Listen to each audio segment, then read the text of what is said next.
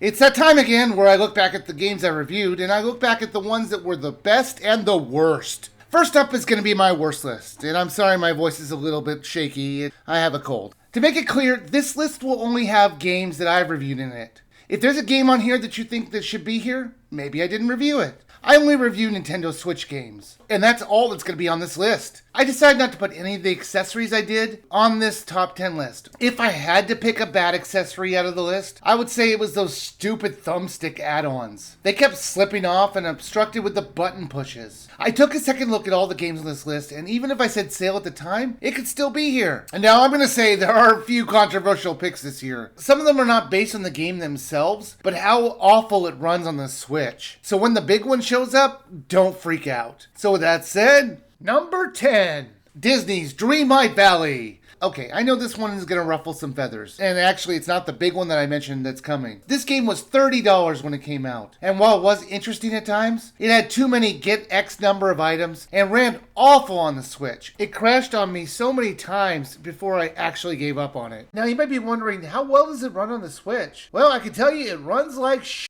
It has now crashed on me 9 times and locked up twice. I thought maybe it had to do with the sleep mode and really messing with the real-time clock and its environment, but it was still crashing, even when I would load in clean. At this point, I started seeing the signs of when it was going to crash. So I started manually saving occasionally, and it helped me enjoy the game more. I didn't have to constantly be worrying like, uh-oh, it's going to crash when I go in this door. The menus are so slow. There's about a 2 to 3 second delay in accessing anything. It was very frustrating. Plus, the game's frame rate will lower, and the music will start to slur if it starts raining.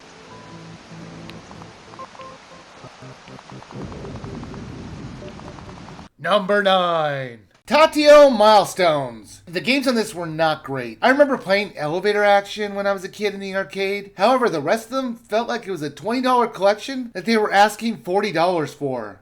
Fairyland Story. You'll play as a witch who turns her enemies into pastries. You have to clear out every room in order to progress. You have to mutilate the inhabitants of each one of them by making them delicious cupcakes. And then you have to make them feel the pain as you throw them down upon their friends in order to kill them. Or you can just drop them from a height in order to make their sweet insides explode. Okay, maybe they had it coming, but personally I think becoming food might be the most horrific fate a creature could have. Do they still have sentience as a cupcake? Can they feel the pain of being eaten? I have to assume they're playing off the Hansel and Gretel story and the candy house with the witch inside, but in that the witch was a villain. Well, then again, they did break into her house and started eating her wall. No, she tried to eat them. She escalated the situation. She was the villain. Wait, what was I talking about? Number 8. Advent Calendar. This game advertises 25 games for your kids to play over the days, but it really only has 6. How does it justify saying it has 25? It thinks making them harder or changing the board a little is making a new game. If they actually put 25 games in here, I doubt it would be on this list. But the fact that half of the games were either boring or too difficult for young kids cements it on my worst list this year.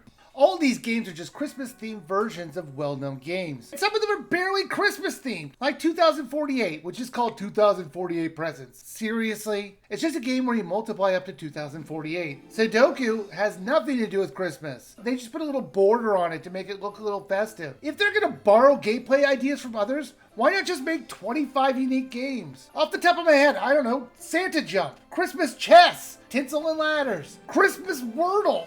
Wait a minute, that's actually a good one. You come up with words that are Christmas themed. Someone should actually make that. Hold on. Okay, someone already did. See, this concept works. Why can't they do this? Number 7. Pac-Man World Re-Pac. I know this is going to upset a few people, as my dislike of this game was controversial in the review, but this one is actually not the one I'm expecting a freak out on. That one's coming up next, so that's to brace you for what's coming. I thought the level designs were dull, and sometimes were way too long, and the controls were not good. The littlest and I both experienced slight input lag, and when you're doing precision jumping, this is unacceptable. Now this starts with a lovely birthday party. You see some ghosts talking, and then they start messing with a dog, and then they drop him down a hole. They seem to be happy about it. I'm not sure why. Maybe they want to make another ghost. Up next we see Dig Dug and a baby, joyfully getting the party ready. Oh my God, they've been crushed! Well, that's a little intense. 2 more ghosts, I guess. Then they decide to mess with an old man by making him dizzy by putting on strange glasses. I'm not sure how that's going to work, but at least the ghosts aren't murdering him. Now it cuts to a child fishing, and the ghosts pull him down and drowned him. There's not a lot of vagueness here. This was just straight up murder. Then they decide to show Miss Pac-Man all alone, and it cuts away before we see what these ghosts do to her. Pac-Man comes home and it looks like the place has been ransacked, and the ghosts fly away in a hot air balloon for some reason, and spread out flyers on their way out. Murder and littering? These ghosts are hardcore. Number 6, Danganronpa 3. Okay, pitchforks down, please. I love this game series. It has creative kills and mysteries. But I'm talking about this game in particular and the way it performs on the Switch. It runs terribly, and you might not even notice it until you get to the end of the game, where even as a visual novel, the thing slows down massively, and it takes all the fun out of the final trial. It's so frustrating after 30 hours of playing this that the game would become so unplayable at the end. And I do encourage you to play Danganronpa 3, but please do it on any other console than the Switch. After a little over 650 hours, I finally finished this game. Okay, I'm just kidding. If you didn't watch the review for this game, you're probably like, whoa, this story is really padded out. In the review I had mentioned, there's a bug where the game would just keep running the game clock when it was in sleep mode. That's why it's so high. In reality, the game took me 35 hours to beat, according to Nintendo's time counter. Now let's talk about the way this plays on the Switch. For most of the game, there really isn't that many issues. It did have some odd moments where if you were reading some text of a piece of evidence, the music would start to slow down. Apparently, showing text on the screen is taxing the Switch's hardware. Number 5, Instant Sports All-Stars. I was looking forward to this one. It had a bunch of American sports. However, everything had the feel of a mobile game. Nothing was really fun to play, and it made no sense. Nothing in this was believable as a real sport you could do. Most of them felt like carnival games. But I will say I like the polish they put on this title itself. That's why it's higher up on this list. But the game itself wasn't very fun to play. The weirdest part of this is how they present America. It's either a stadium, a city, or the Wild West. Is that how other countries see us? I don't know if I should be insulted or not. Wild West? That was like over 120 years ago. You create a character with the worst naming tool ever existing. It's like the creator saw a price gun and said, yeah, that'll work. Sure, the Switch could bring up a keyboard, but this'll be more fun. I originally used the touchscreen to manipulate the dials, and it was nearly impossible. I even had issues with it changing with the keypad that they provide. I don't know if it's a bug or not, but I got to a part where I couldn't exit the screen because the dials wouldn't move. I had to do a reboot of the game. Number 4. The Bunker. This 2-hour movie made into a game was not the worst full-motion video game I played on the Switch, but it sure was the most boring. About 5 minutes in, you're going to instantly figure out what happened in the story and what the twist is. Then it's just controlling your slow-moving character through the bunker for 2 hours. It did try to be scary at the end, but its dull pace I'm sure turned off most people before they even got that far. At first I thought it was odd that a bunker that held over 50 people only had 2 beds. But then I noticed in the title screen there's a shot of bunk beds. And I kind of had to do the work in my head that maybe after everyone died, they made their own rooms. Why doesn't the game explain this? If you don't see that 2-second video clip, you'd be so confused after you finish this. However, there is still no explanation on how these people took showers. You can see all their living conditions. No showers anywhere that I can see. Now there's a toilet. Now let's get into that insanity. It has no doors whatsoever and no privacy. Okay, fine, you're all alone. But why the fuck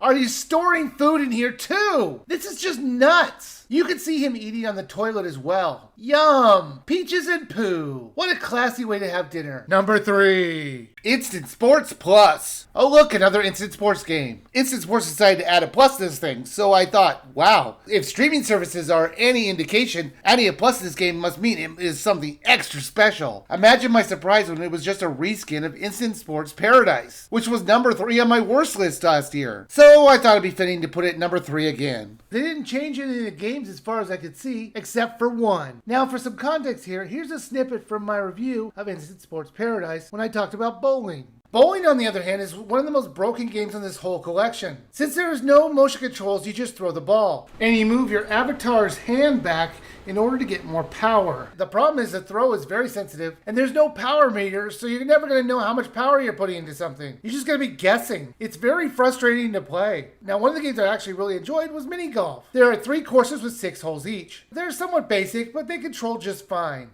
Oh look, a power bar. I guess the creators do know what one looks like. So why wasn't this in bowling? Imagine my surprise when I went to play bowling just to test it out, and they added a power meter. Holy shit, did they actually listen to me? I sent them an email asking them, but they didn't get back to me yet, so let's just assume they did. Number 2, Party Arcade. This game came out a few years ago, and I totally missed it. When I actually noticed this game existed, I decided to instantly pick it up. I tried it out, and I could not believe how badly it controlled. One of the games was unplayable because of it. Also, some of the games were locked behind 2-player options, like non-existent online play. They also make you earn tokens to play some of the games, which were based on gambling. Why would this be in a place where kids come to hang out and play arcade games? I think the game's creators expect a lot more precision accuracy than the controls allow, because the one game of Cup Pong will go on forever. I never finished a match of Cup Pong, as it was impossible to get all the balls in the cups. And for some crazy reason, they give you unlimited balls. Every other game limits you on the things you could do except that one. The one game where it would be a wonderful mercy to end that game early. The most positive thing I'm going to say about the game is that I really liked the hub they had. You could walk around at the games and it felt like a real arcade that you were in. Of course, the slot machines were out of place in the middle. What is this, a casino or is it an arcade? And it looks like they only hired twins because the lack of character models was very apparent. Number 1, Popeye.